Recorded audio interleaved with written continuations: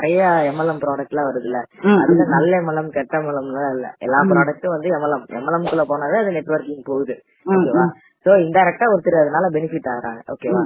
இப்போ நான் ஒரு ஹார்ட் பேஷண்ட், ஓகேவா, அந்த ஹார்ட் பேஷண்டா இருந்து நான் கியூர் ஆகுறேன்ல, அப்படி நான் கியூர் ஆனதுக்கு அப்புறம் அந்த பொருளை ரெக்கமெண்ட் பண்றது ஒரு விஷயம் இருக்கு. ஓகேவா? ஃபர்ஸ்ட் வந்து எந்த பொருளையும் நம்ப கூடாது. ஓகே, மார்க்கெட் டிஜிட்டல் இருக்கிற எல்லா பொருளும் உண்மை கிடையாது, டிஜிட்டல் பேசுற எல்லாருமே உண்மைதான் பேசுறாங்கிறது கிடையாது. ஓகேவா?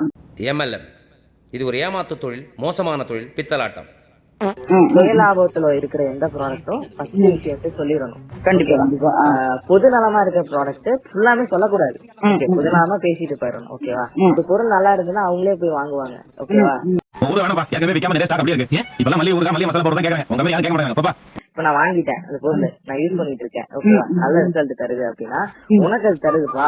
அடுத்த உடம்பு நீ ப்ரெடிக்ட் பண்ண முடியாது, அடுத்தவனோட எமோஷன் ப்ரெடிக்ட் பண்ண முடியாது. அவன் கடன்ல இருப்பான், எமோஷனா இருப்பான்.